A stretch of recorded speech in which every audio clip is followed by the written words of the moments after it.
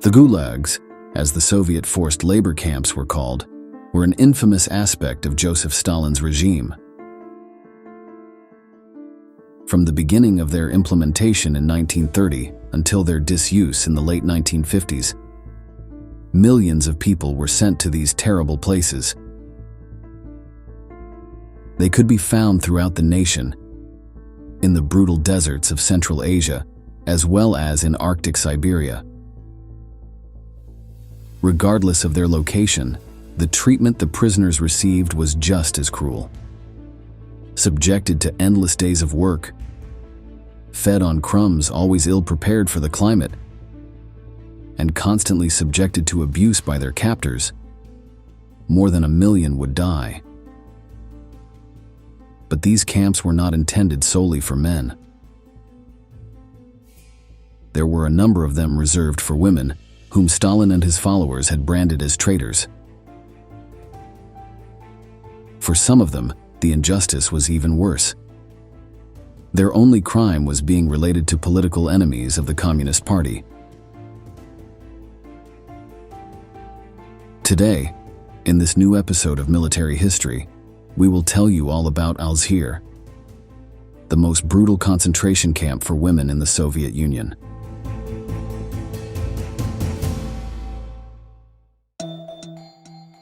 By the mid-1930s, Joseph Stalin had been the highest authority in the Soviet Union for several years. Still, his power was not total. Many well-known figures within the country did not have much confidence in his leadership. There were even plans to assassinate the General Secretary, which were never carried out. Stalin, paranoid by nature, decided to strike his enemies first. With the help of the NKVD, the People's Commissariat for Internal Affairs, which also functioned as a secret police, a huge number of members of the Communist Party began to be investigated. Anyone suspected of treasonous intentions was removed from office. But not only that. If they were lucky, they could be imprisoned in the gulags, that is, in forced labor camps. If not, their fate was death. Hundreds of thousands of people fell victim to the Great Purge as the campaign came to be known. Government employees, political party leaders, and high-ranking Red Army officers were just some of the victims. But ordinary citizens were not spared either. Thousands were accused of being saboteurs or spies and suffered the same fate as state personnel. In addition, many ethnicities were specifically targeted, such as Asian peoples or the so-called Volga Germans. By 1938, when the purges ended, around 700,000 people had been killed. Hundreds of thousands more died in the gulags, to which they were forcibly transported. Although this indiscriminate killing had come to an end, arrests continued for decades. But this did not only affect those whom Stalin suspected. Their wives and children were also affected, simply by virtue of being relatives of the person in question. The Soviet Union even had an article in its penal code detailing what was to be done with family members of traitors to the motherland. At the beginning of the purges, the wives of those arrested were automatically imprisoned without even an investigation being carried out. Children were taken to orphanages, or if they proved too troublesome, were taken to forced labor camps or penal colonies. After 1938, only women who were deemed politically unreliable, socially dangerous, or who knew of their husband's activities became prisoners. This change in the NKVD's actions did not prevent thousands of them from being rounded up and taken to special gulags. These were often thousands of kilometers away from the cities where they lived, so they had to face a difficult journey to reach their destination.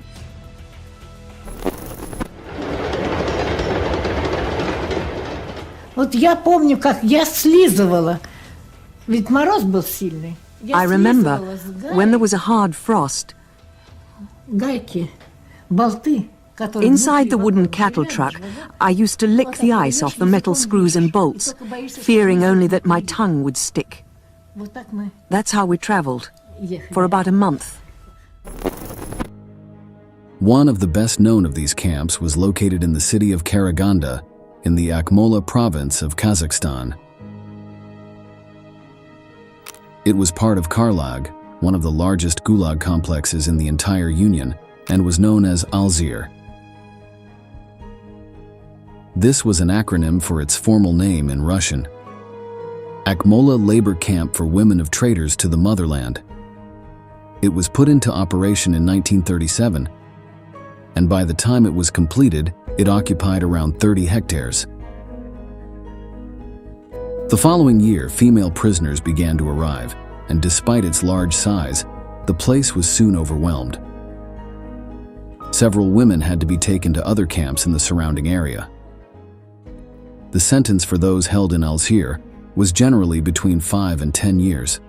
During this time, they had to perform forced labor, such as building barracks to house the incessant number of new captives. To do this, they had to spend endless hours kneading mud to make bricks, while the clothes they wore did little to protect them from the weather. The hands of many were not accustomed to this type of work, as several had been teachers, scientists, musicians, or artists before being imprisoned. Escape was not an option.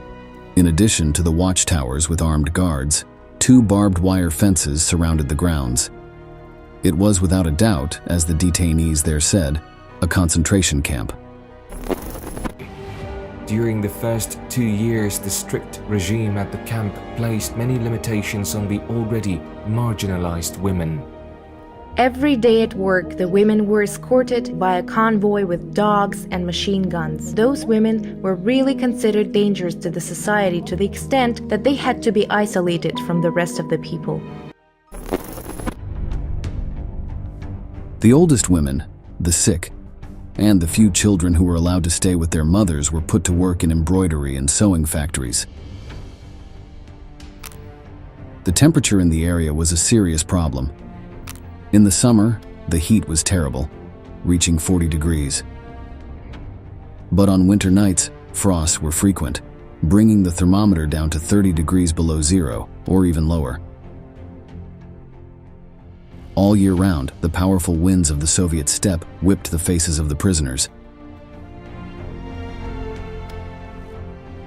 Communication with the outside world was strictly forbidden, as no letters could be written or received. Many had no way of knowing what had happened to the rest of their families. Many of these women had been separated from their children, who ended up in orphanages. And after the start of World War II and the German invasion in 1941, the need for information skyrocketed. While their older sons, brothers, uncles, and fathers were fighting on the Eastern Front, the women languished and continued to work. The only news they received came from the guards when they deigned to answer their questions. There were villages around Alzir inhabited by locals, but contact with the prisoners was not allowed. Even many of the Kazakhs were removed from their lands when the detention camp began to expand. Some of the livestock raised by the Kazakhs was used to feed the inmates, although the vast majority of this food ended up in the guards' pots. The detainees' nutrition consisted mainly of potatoes and cabbage. On special occasions, they might receive a piece of bread. The poor diet, coupled with the brutal climate, forced labor and abuse by the guards, meant the deaths of many. On the other hand, the local inhabitants, in a show of humanity and bravery, sometimes helped the women with their food rations. Through the fences, they threw balls of kashk, a type of dried yogurt with ingredients that they could never dream of trying inside the gulag.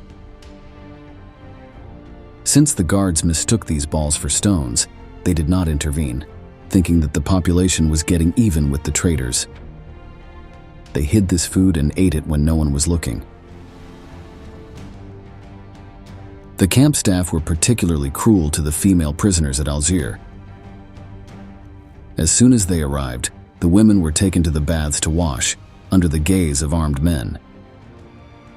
Many spoke of the shame, fear, and anger they felt in these humiliating moments, while the guards mocked them with tasteless jokes. Sometimes they had to wait completely naked for their turn in the shower. To prevent the spread of lice, they were completely shaved. Not just their heads, but also their pubic hair. As female doctors were in short supply, this was usually done by a man, compounding the humiliation. Added to this were physical checkups, where security staff often took liberties with the excuse of searching for objects that might help them escape. No opportunity was missed to degrade the women, who we must remember were there only as relatives of those suspected of being traitors. The vast majority were completely innocent. Sadly, as in many such places, sexual abuse was also common. Thousands of women were raped by the guards, and many of them became pregnant as a result. There are records of around 1,500 births resulting from rape by Soviet officers.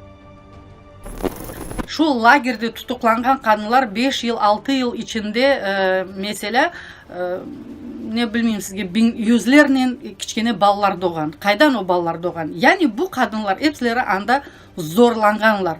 Olar tecavüzga uğratılganlar. Ve o balaların endi bir taqdirini bakın. The constant danger of abuse forced some female prisoners to resort to desperate measures. If a man gave them some special attention, they could become his field wives. This guaranteed them protection from attacks by other people. In exchange for sexual relations, they were also often favored with larger food rations or lighter work. It should be noted that even in this brutal place, people were sometimes able to form emotional relationships. Algiers was intended for women only, but this was just one of the camps that made up the Karlag complex. Around it, other centers held male prisoners. Although contact between them was forbidden by the guards, people were occasionally able to engage in brief conversations through the barbed wire. Love letters were smuggled or thrown over the fences, waiting for a moment when the eyes of the security personnel were not on them. There are even records of unofficial marriages carried out behind the barrier. Although many of these relationships would not have a happy ending, they were moments of hope in a place totally devoid of it. These stories serve as a record of how these people maintained their humanity, even though their jailers tried in every way to eliminate it. Pregnancies, as mentioned above, were not an uncommon occurrence in these camps. If allowed to continue, women had the right to not work for a month before the birth and for a month after. But if the supervisors needed to meet the production quota of the camp, they could decide to perform an abortion. Of course, without consulting the opinion of the prisoner. These terminations were often carried out by very unskilled personnel, and several are known to have ended in the death of the patients. In other cases, the women themselves decided to stop the unwanted pregnancy, going so far as to stab their bellies with the needles they used for sewing. Such was the brutal desperation caused by carrying the child of their torturers. Sometimes, if the pregnancy was allowed by the authorities, the women could see an improvement in their treatment. The guards were forbidden from physically punishing them. The work was less hard, and during their last month, they were excused from duty entirely. In special cases, they were even released from the camp before serving their sentence. When the prisoners heard these rumors, a few of them actively sought to become pregnant. Others did so for different reasons. The hope of a child gave them something to strive for and brought them closer to the life they had had outside the gulags.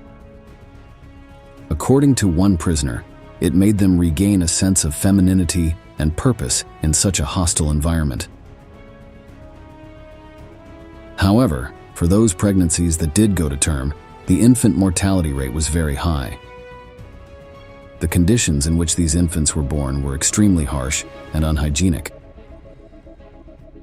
Almost no food was set aside for their feeding, and breast milk was poor in nutrients due to the malnutrition of the mothers. Breastfeeding was almost the only time women could see their children, since after a short leave, they had to return to work. If for some reason, whether it was work duties or the whims of the guards, the prisoners missed the time allotted to feed their children, there was no other opportunity to do so, and the infant would not eat that day. The slim chances of seeing these children grow up were not unique to Al-Sir, of course. In all the female concentration camps scattered across the Union, prisoners had to face the harsh reality that their children were unlikely to survive. Увезли в Бутырку в больницу, где я родила мальчика. 2 дня не несут кормить, 3-й день пошел. Охранник несет сверток и говорит: умер. Это мой ребенок умер. On rare occasions, those born in Al-Sir were allowed to remain there. The Gulag supervisors thought that after a few years, the children would be able to help their mothers with menial tasks. But usually, when they reached 2 years of age, they were cruelly separated from the women. This was usually done at night to take everyone by surprise and prevent the work from stopping. The infants were taken to orphanages or given to other families trusted by the NKVD. Their fate was never revealed to their mothers, so even if they were released, tracking down their child was a nearly impossible task.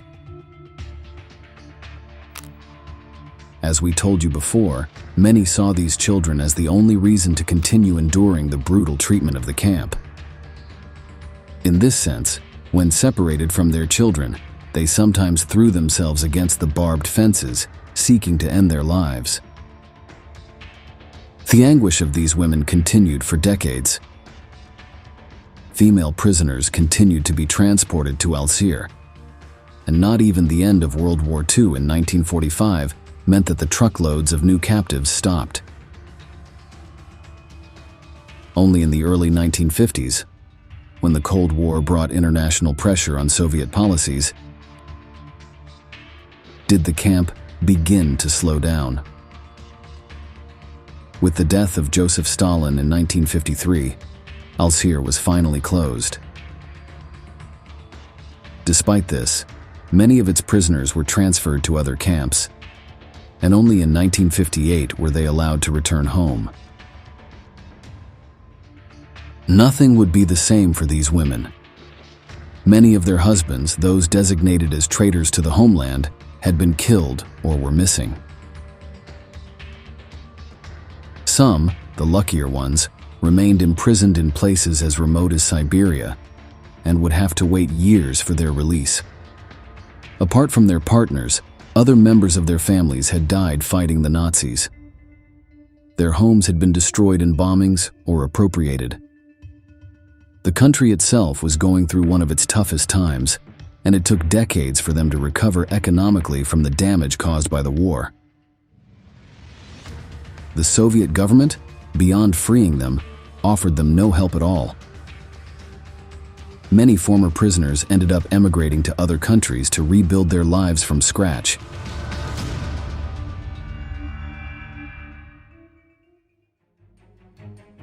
It is believed that between its opening in 1938 and its closing in 1953, approximately 18,000 women passed through Al-Sir. Some were wives of men of great importance to Soviet politics and culture, such as Nikolai Bukharin and Boris Pilnyak. Even the mother of Maya Plisetskaya, one of the most important ballerinas of recent decades, passed through this terrible place. Today, on the land once occupied by Alzir, there is the Memorial Center for Victims of Political Repression and Totalitarianism. It was opened on May 31, 2007, on the day when in Kazakhstan, the hundreds of thousands of men and women persecuted by the iron hand of the Soviets are remembered. Раздели их и приказал всем снимать штаны.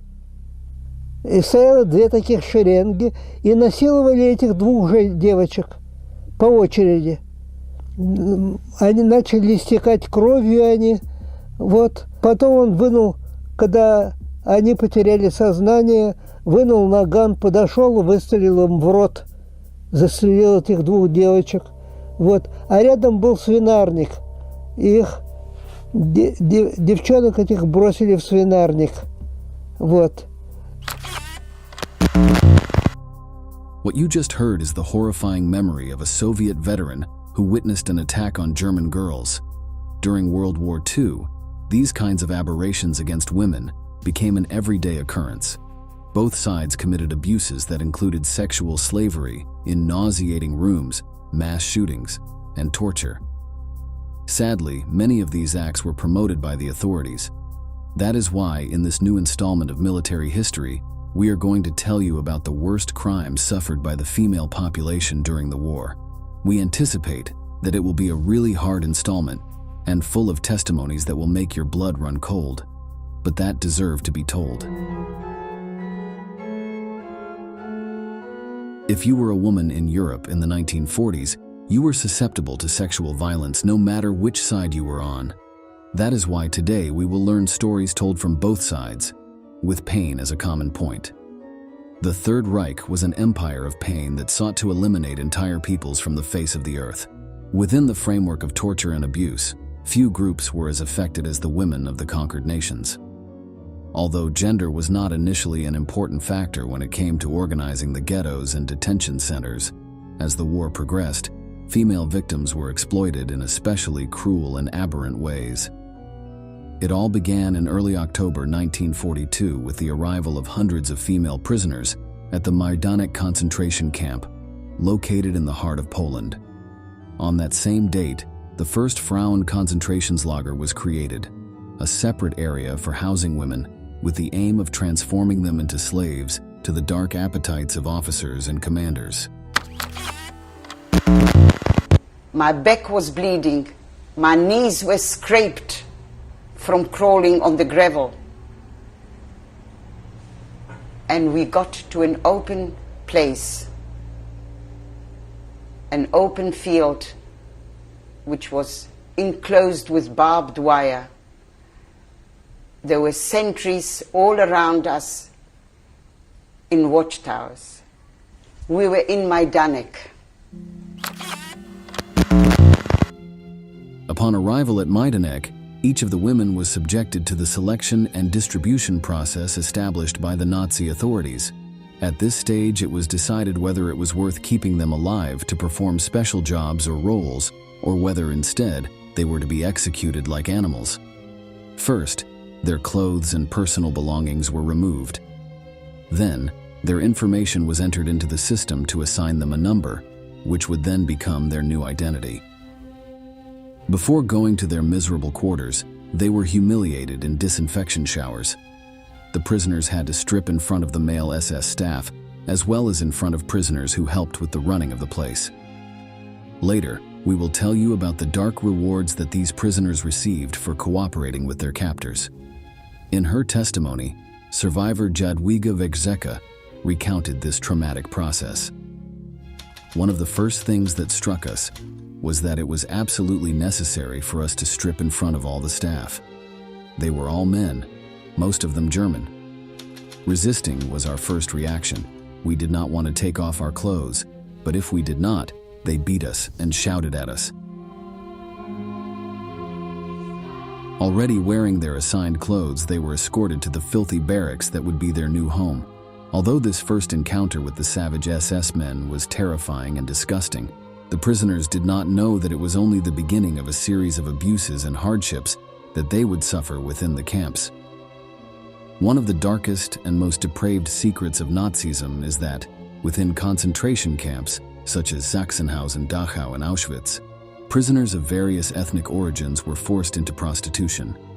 Within these establishments of terror, militarized brothels operated that had different objectives and rules, but in all cases shared the same brutality and dehumanization of their victims.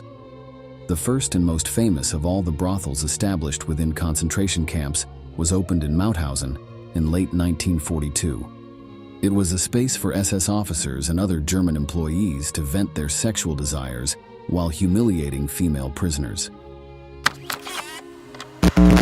10 girls were chosen to serve between 300 and 500 men each. The calculation was based on the maximum stamina of the female body, with the calculation of her capability for a certain amount of time. If the chosen girl failed to meet the plan, she was sent back to the camp. The place was so successful that within a few months, similar centers were opened throughout the German camp network.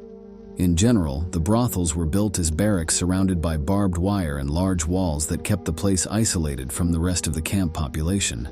Inside, there were small individual rooms that were occupied by between 10 and 30 young and, within the possibilities offered by the context, healthy women.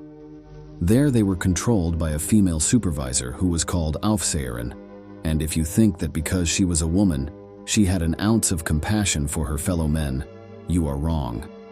These guards were usually the most bloodthirsty and violent in the entire system of the Third Reich. The brothels operated only in the afternoon and were especially aimed at visits from SS officers. The main argument had to do with a sexual delirium on the part of Heinrich Himmler, who feared that the lack of relationships could generate contagious cases of homosexuality among the troops of the Third Reich. On the other hand, he believed that those subjects who already had homosexual tendencies could be corrected by being forced to be with a woman, a sort of conversion method. That is why ensuring a constant supply of slave prostitutes became a state policy. Some prisoners were rewarded with visits if they collaborated with special jobs or provided inside information to the authorities, but only if they were not of Jewish origin. The latter were strictly prohibited from any kind of recreational activity, and that included visits to Nazi brothels. SS soldiers had to write down their name in one of the free times that were on the place's calendar. Then, the officer chose from the photos of the available girls until he found the one that fulfilled his perverse fantasies. Finally, he paid 2 marks for a 15-minute meeting. The payment was to make the systematic violations that occurred there look like an exchange of money or a simple labor relationship between parties. Of course, the reality was much darker. Women could not refuse any of the encounters or ask for breaks. The situation of women, when compared with their conditions in times of peace, was horrific. Every day, each woman had to satisfy 8 men, each of whom was granted 15 minutes. Privacy was out of the question. All the rooms were provided with holes through which garrison soldiers had to monitor the entire process. Talking during the act was strictly forbidden. There are chilling stories that claim that, in addition to regular abuse and beatings, the most savage officers tattooed the words "country bitch" on the stomach of the victims, a mark of shame and humiliation that would accompany them for life in the miraculous event that they were able to survive this hell. Other women were forcibly sterilized or had abortions performed without any kind of sanitization of the instruments, which resulted in the loss of their reproductive capacities. Sexual encounters were multiple and violent, so women who were sent to the barracks were frequently replaced by substitutes due to severe cases of fatigue or even diseases acquired in the brothels. In the event of recovering from their ailments, they returned to the macabre rooms to await the visit of dozens of SS officers. If their condition did not improve, they were sent to the gas showers to end their lives as if they were an object that had exhausted its usefulness. While the Third Reich prided itself on protecting the morals and combating the savage behavior of other, supposedly inferior peoples, it simultaneously controlled a series of brothels where thousands of women were kept enslaved. Worse still, completely ignoring its racist and segregationist theories, women from communities considered inferior, such as the Balkans, the Gypsies, and even the Jews, were victims of the SS officers. Women were almost assured that if they performed their duties honestly and well for 6 months, they might even be released. Of course, few people believed these empty promises, but there was always hope, so the women agreed to all conditions. The camp brothels lasted until the end of the war and were liquidated at the same time as the concentration camps. Unfortunately, the Third Reich was not the only front that carried out atrocious activities against the female population. On the other side, there were men who were equally violent and savage. Soviet forces committed numerous crimes against women of various nationalities, but, for obvious reasons, the German women got the worst of it. It is known that the first cases of rape perpetrated by the Red Army occurred in March 1944 during the Battle of Romania, in the framework of the Budapest Offensive. There, the soldiers of Moscow unleashed months of fury and frustration against the women of the towns they were supposedly liberating from the yoke of National Socialism. From that battle onwards, the socialist advance was unstoppable and was accompanied by sexual violence. Within German territory, it is often said that the first massive attacks occurred on October 21, 1944, when Stalin's troops crossed the bridge that spans Lake Ungarap on the border between Poland and Germany. As they conquered territory in their long campaign to defeat the Third Reich, the Red Army carried out robbery, massacres, and mass rapes, crimes that were strongly motivated by a raw hatred of the enemy. In the eyes of the Soviet troops, on the other side was a heartless race that sought to conquer Europe, so it was not only valid but also necessary to commit acts of brutality to prevent those goals from being realized. Let us listen to the testimony of a Russian soldier who witnessed these atrocities. Наша пехота и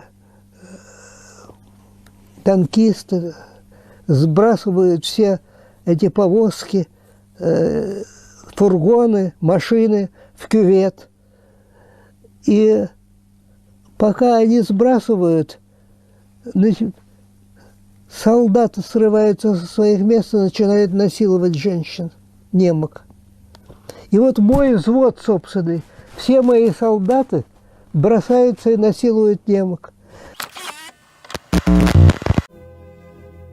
Sexual assaults against women were recorded in numerous documents that came to light several years after the war ended.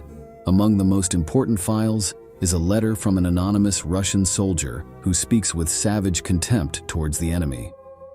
"We are taking revenge for everything, and our revenge is just. Fire for fire, blood for blood, death for death." With this mindset, it becomes clearer how they were able to commit atrocities that go against all legislation on practices permitted in times of war. Although many experts directly relate the barbaric sexual conduct of the Red Army to this fierce hatred against the Germans, there are several factors that were at play when committing these crimes. Firstly, abusing the women of the enemy is a war tradition in many villages in the region. These attacks were seen as a disgusting way of establishing dominance over other peoples, humiliating the wives and mothers of their warriors. Another key factor that led to the large number of abuses carried out by the Soviets was their pathological consumption of alcohol during the war to withstand the cold and hardships of World War II. Many of the troops were on the front lines completely drunk, with their senses dulled to be able to withstand the brutality. The problem is that this sedative liquid also encouraged violence against the prisoners. One thing that the Third Reich and the Soviet Union have in common is that both strongly disapproved of prostitution, promoting laws that persecuted prostitutes in the big cities. However, while Nazism established huge militarized brothels exclusively for its soldiers, Stalin's men did not have such infamous services. In the absence of contact with women, Soviet soldiers resorted to savagery and systematic attacks on remote communities. Generally, the most violent reports came from small rural villages whose inhabitants did not have the means to defend themselves or report what had happened. Only over the years have these cases come to light as part of movements seeking to expose the abuses committed, but little discussed during World War II. But nothing is more shocking than hearing these stories from the mouths of those who lived through them. This Russian veteran recalls seeing an entire platoon attack 2 young German women. Майор Андрианов построил всех своих штабных работников, шоферов в 2 шеренги, приказал раздеть поймали этих девочек, раздели их и приказал всем снимать штаны. As Allied troops entered German territory during the final months of the conflict, was no longer an isolated affair, reserved for small towns. During 1945, sexual assaults by Allied forces, particularly by Soviets and Americans, increased exponentially. While there are no concrete numbers due to the nature of these crimes and the difficulty in reporting them, it is estimated that at least 100,000 women were raped in Berlin, causing an unprecedented increase in abortions and births in German hospitals. Like a wild epidemic, this wave of sexual violence caused the deaths of at least 10,000 victims, although the number expands if we consider deaths from disease, injury, and suicide. Some historians claim that throughout Germany, 240,000 deaths occurred directly or indirectly related to Allied aggression. The hardest part is that German women in the major cities of the Reich were not only victims of the soldiers occupying the territory, but their rapists were now the law. Imagine finding yourself in that terrifying position. The person who has just abused you is also the ruler of your community, dictating the new law that will govern from that moment on. This is why it is known that many young women were raped up to 50 times by different perpetrators, which makes the capture of Nazi Germany one of the largest epidemics of sexual violence in modern history. According to historian Antony Beevor, whose books were banned in Russia in 2015, there are documents that prove that the Soviet authorities were aware of what was happening to their troops. They were well aware that there were depraved elements wreaking havoc among the female population of the liberated villages, but they chose to treat that problem with caution in order to focus on the more epic and glorious aspect of the so-called patriotic war.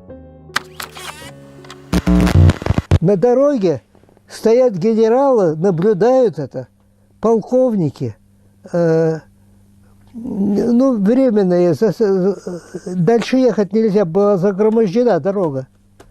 Вышли. И телефонистки мои все смеются. Реакция, они матерщиницы все были.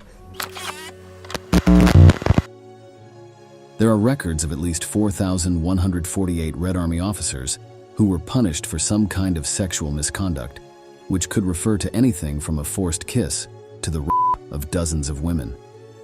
One of the clearest stories about the political circle's knowledge of these attacks involves the historic leader Joseph Stalin. In late 1944, the Yugoslav partisan Milovan Djilas contacted the main reference of the Soviet Union to report mass rapes in his country. Faced with the situation, the response he received was that a soldier who crossed thousands of kilometers between blood and fire had the right to have fun with the women he found on his way. The problem is that the idea of fun that many officers had was pure savagery and dehumanization.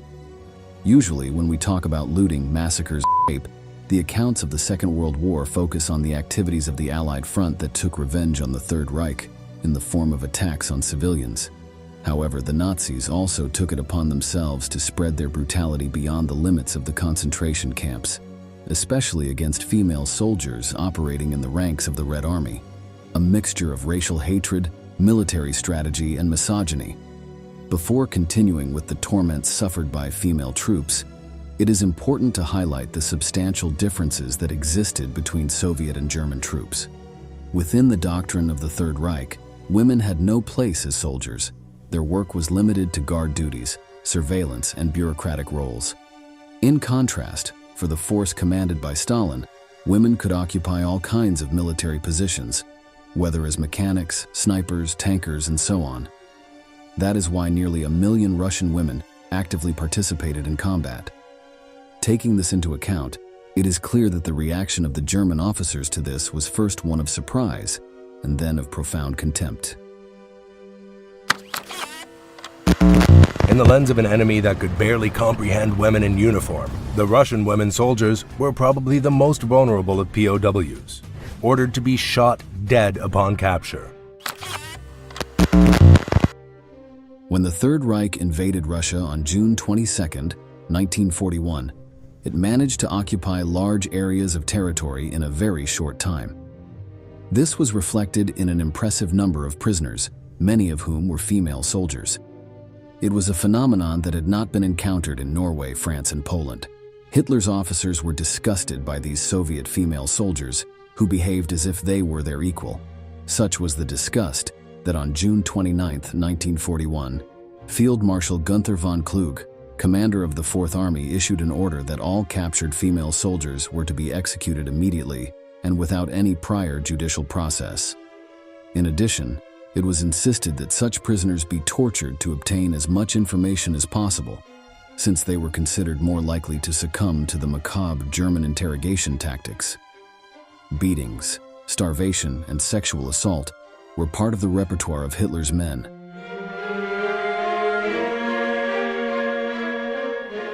While that order was illegal and rescinded by higher authorities, there is plenty of documentation to suggest that various commanders and soldiers carried out summary executions of Soviet female soldiers caught in that period of the war. In October 1941, thousands of Russian women were captured on German soil as they were preparing for guerrilla attacks. The bravery and courage of these female warriors infuriated the Germans. Field Marshal Walter von Reichenau issued orders for them to be tortured, raped, and ultimately shot. While the Germans treated all captured Soviet prisoners inhumanely throughout the war, Russian women definitely got the short end of the stick. SS officers despised them and wanted to see them suffer at all costs, whether through abuse or humiliation. Even those who were not executed immediately were sent to concentration camps, with explicit orders to be placed in the infamous brothels we talked about at the beginning of the video. Once again, sexual violence was used as a method to subjugate the enemy and humiliate these young and fierce soldiers in Stalin's service.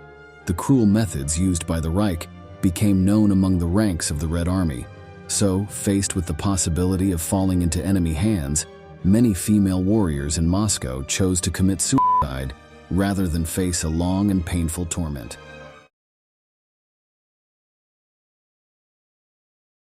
In a regime that created as many monsters as Nazi Germany did, a brigade of sadists stands out from the rest, the executioners serving the sinister desires of Adolf Hitler. Commanded by Oskar Dirlewanger and mostly composed of former convicts, they were responsible for unimaginable cruelties, extortion, torture, mass rapes of women, even girls, and the merciless murder of tens of thousands of people. These were just some of their crimes, committed with absolute brutality, often torturing victims for hours until their final death. Entire villages were wiped off the map by these savage men, with all their inhabitants burned alive for their own pleasure. No act was too sadistic for them. Today, in this new video from military history, we will tell you all about the Dirlewanger Brigade, one of the bloodiest of the entire Second World War. La unidad de Dirlewanger es repudiada por la Wehrmacht y en gran parte de las SS por ser delincuentes, y sí lo eran. Este es uno de los aspectos más asquerosos del Tercer Reich, y es un fruto lógico de los nazis porque movilizaban gente así. To start, we should talk about the dark leader of this unit, Oskar Dirlewanger. He was born into a well-to-do family on September 26, 1895, in the city of Würzburg, then part of the German Empire. At 18, he joined the German army as a machine gunner.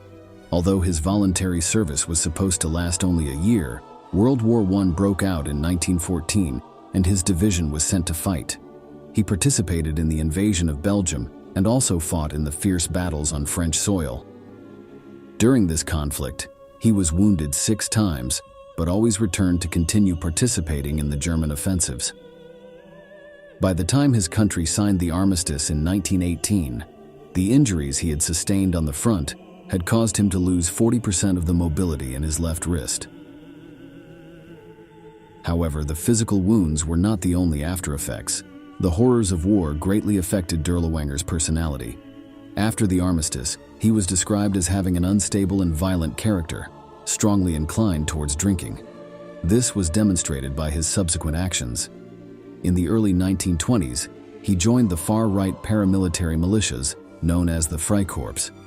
These groups were used by the Weimar Republic, the successor to the German Empire, to fight against communist groups seeking to carry out a revolution in the country. The clashes between the two sides often ended in bloodshed, and it was not uncommon for people to be killed. The Freikorps were violent and brutal against their enemies, proving difficult to control even for the authorities. In one of these confrontations, Dirlewanger was grazed on the head by a bullet, but managed to defeat the communist militia and was celebrated as a hero. During these bloody years, Dirlewanger also pursued academic studies. He was expelled from his first university due to his virulent anti-Semitism, which was not well regarded at the time. But in 1922, he finally earned his doctorate in political science. That same year, he joined the newly formed National Socialist Party, which was quickly gaining followers with its discriminatory ideology. He wasted no time in joining one of its armed wings, the SS, where he would later commit some of his most terrible acts. In 1928, Nazi leaders put him in charge of a textile factory previously controlled by a Jewish family. His criminal tendencies quickly emerged, and he was accused of embezzlement. However, he was not convicted because the stolen money ended up in the coffers of his party, which was already close to seizing power. Nonetheless, perhaps motivated by this initial success, he continued to commit crimes, including illegal possession of firearms and money laundering. All these infractions were forgiven, but in 1934, a year after Hitler came to power, he was accused of raping a 13-year-old girl. The victim was a member of the League of German Girls, the female equivalent of the Hitler Youth, and this time Dirlewanger could not escape conviction. He was sentenced to 2 years in prison and also lost his job, military honors, and his doctorate, and was expelled from the party. However, this fall from grace would not last long. After his imprisonment, thanks to his contacts, primarily the officer Gottlob Berger, he was reinstated into the German SS. Always craving violence, in 1936 he traveled to Spain to fight in the Spanish Civil War on the side of Francisco Franco's forces, the fascist dictator and ally of Adolf Hitler. He joined the Condor Legion, a unit of German volunteers, where he fought until his side's victory in 1939. Thanks to this service and the maneuvering of his friends within the party, he was readmitted into the Nazi ranks, and his doctorate was even restored. Dirlewanger was back on track for the future, just as the situation in Europe was about to explode. Despite his tense relationship with the National Socialist Party, he always sought ways to advance through the ranks. He turned once again to Berger to speak with Heinrich Himmler, the leader of the SS, in an attempt to convince him to put him in charge of a combat unit. Thus, the 36th Waffen-SS Grenadier Division was formed, although it initially began as a small battalion known as the Dirlewanger Brigade. While its ranks included some soldiers, most of its members were criminals, primarily poachers. It was believed that the tracking and shooting skills these men possessed would be very useful for the missions they were assigned. The Waffen-SS unit eventually started welcoming the lowest scum of society, from hardcore criminals like rapists and murderers to mental asylum patients and former concentration camp inmates, and the group soon turned into a rampant gang of sadistic brutes with a license to act as they pleased. After completing their training, they were placed in charge of a forced labor camp in the small Polish town of Stary Dzieków. There, Dirlewanger and his men began to carry out the brutalities that would come to characterize them and for which they would become infamous. They frequently made trips to the ghetto in the nearby town of Lublin, where they extorted money from the imprisoned Jews. But this was the least of their crimes. They frequently sexually abused the camp's female population, then burned their genitals with gasoline. Others, after rape, were injected with strychnine, a toxic compound that killed them without exception after excruciating agony. According to sources, Dirlewanger enjoyed sitting and watching as these women convulsed to death, often while smoking a cigarette. But this was not the full extent of his perversions. His victims often included minors, both boys and girls, who also suffered cruel sexual abuse. After the act, they were shot, often by Dirlewanger himself.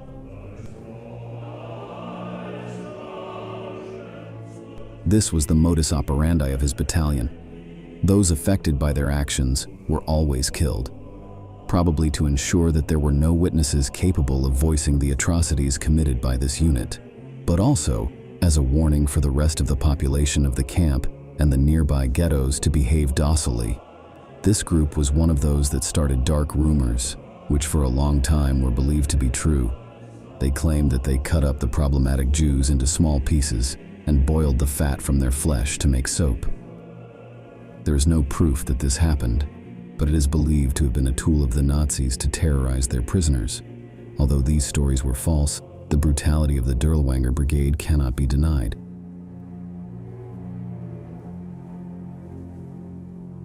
The level of cruelty was such that they were investigated by other members of the SS due to excesses of violence and corruption.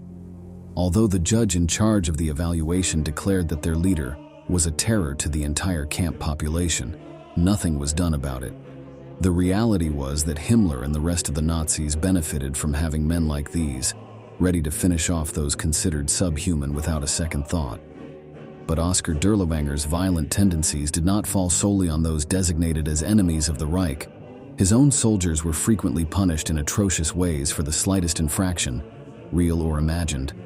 Often influenced by alcohol, which he continued to abuse, the unit leader tended to brutally beat his lackeys, even going so far as to kill them. It is said that he could also summarily shoot those he held in low esteem. These excesses, although accepted and even celebrated by the Nazi hierarchy, displeased some German officers. One of them insisted on the removal of the unit from the labor camp. He finally succeeded, and in 1942, the Dirlewanger Brigade was sent to Belarus to fight against the partisans. It was there that their skills as hunters would be useful, at least theoretically, to find where their enemies were hiding. However, most of the actions they carried out were against the civilian population of the region, which often did not even put up any resistance.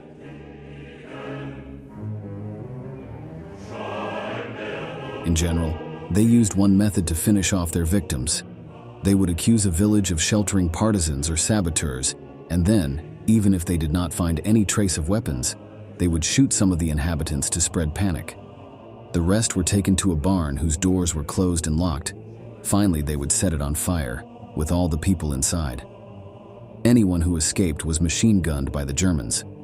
Dirlewanger not only gave the orders, but actively participated, emptying the magazine of his pistol into the victims. It is believed that around 200 villages were wiped out in this way, by this unit alone. They killed around 30,000 Belarusians, the vast majority innocent of what they were accused of.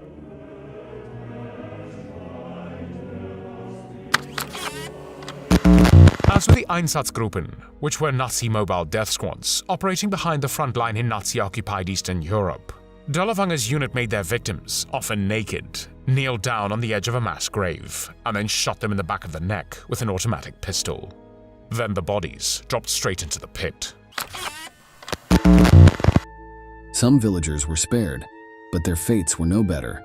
Several of them were used as human shields, sent to the front of the battalion in minefields to clear the way.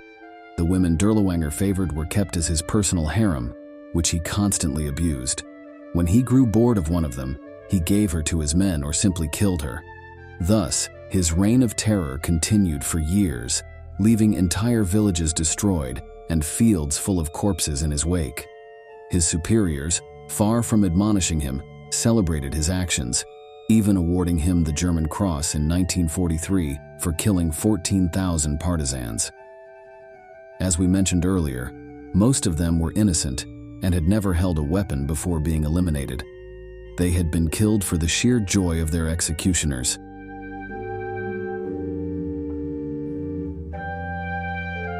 The Dirlewanger Brigade suffered a temporary setback in 1944 during a massive Red Army offensive known as Operation Bagration. The unit, more accustomed to dealing with civilians, was unable to withstand attacks by professional soldiers and suffered heavy casualties. They had to be withdrawn from the front and rebuilt. SS leaders decided to put the group in charge of what they did best: spreading terror. They were sent to suppress the Warsaw Uprising that took place in August of that year. It was a powerful offensive organized by the Polish resistance that caught the Nazis off guard. While the invaders initially held their ground, they soon regained the upper hand.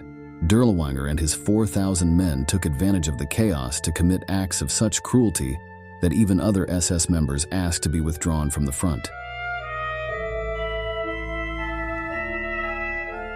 The brigade's most terrible acts took place in the Wola neighborhood of the Polish capital. In just 2 days, they murdered an estimated 40,000 civilians.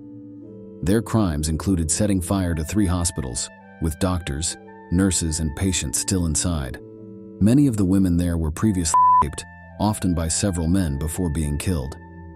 The Germans had flamethrowers, which they used indiscriminately against the terrified Poles.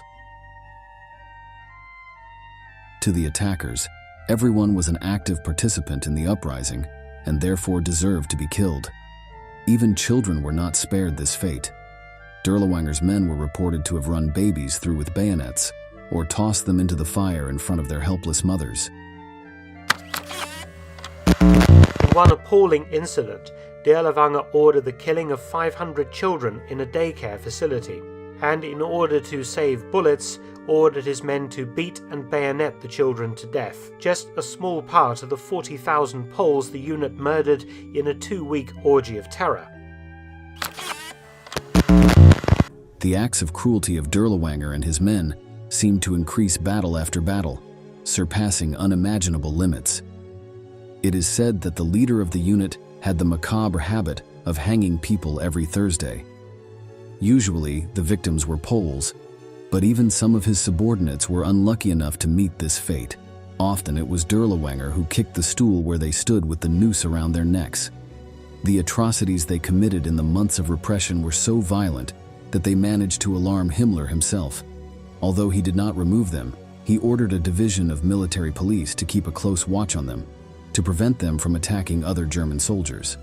But as mentioned before, the Nazi regime saw this behavior as something dignified, which ensured the survival of the Aryan man by eliminating the inferior races. For this reason, Dirlewanger was promoted in rank to Oberführer, considered at that time the first rank of a general. This, however, would be his last promotion.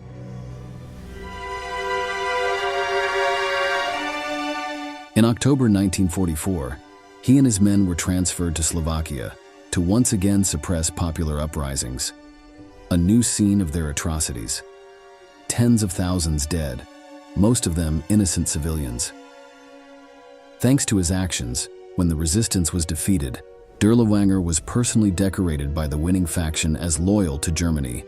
But despite these victories, the Nazis were losing the war. The Allies had them on the retreat and had already invaded German territory. Hitler needed all men capable of fighting to be sent to the front, so the brigade received its final assignment. In February 1945, they were to face Soviet forces on the Eastern Front. As before, they were unable to cope with the highly trained soldiers. Dirlewanger was shot in the chest, putting him out of action. He was taken off the battlefield for treatment. His unit, now without its leader, did not survive for long. The criminals who made up the bulk of their ranks saw no appeal in inter-army combat, so they began to desert en masse. They even went so far as to hang some of their officers who tried to restore order. Of the approximately 4,000 men in the Dirlewanger Brigade, only 700 were left alive when the war ended.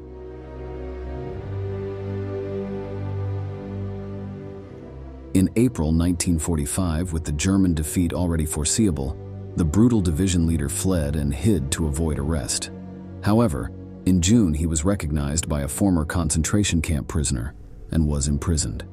A few days later, he died mysteriously. The exact reason is not known. The French who captured him claimed it was a heart attack, but other sources say he was captured by a group of Poles, either civilians or soldiers, who beat him to death in revenge for his actions. According to the testimony of Luftwaffe Lieutenant Anton Fössing, his cellmate and German prisoner of war, Dirlewanger was pulled out of his cell into the corridor every night and brutally beaten by the Polish guards. Fössing later testified, "I have heard blows and terrible screams. In daylight, I would see bleeding open wounds on Dirlewanger's face, and his entire body was covered with bleeding welts." A conclusion that seems very insignificant compared to the acts that Dirlewanger committed throughout his life. However, there were also rumors that he escaped and joined the French Foreign Legion, but his body was exhumed in the 1960s, and his identity was confirmed. There were no doubts about his death, nor that no tears were likely shed for him.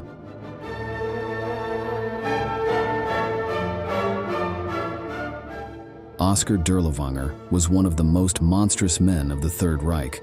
He was classified as a sexual pervert, alcoholic, and pedophile, in addition to being a mass murderer. The men in his brigade, following his orders, were directly responsible for the deaths of tens of thousands of people, most of them civilians. It was even rumored that they committed acts of necrophilia with the bodies of their victims, although there is no solid evidence for this. Whether true or not, the crimes Dirlewanger committed led to him being seen as a living embodiment of evil and depravity, and irrefutable proof that monsters do exist.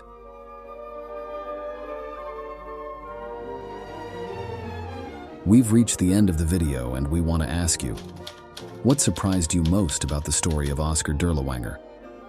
Leave your answer in the comments box below, and don't forget to subscribe to our channel to learn about many more military events that left their mark on history.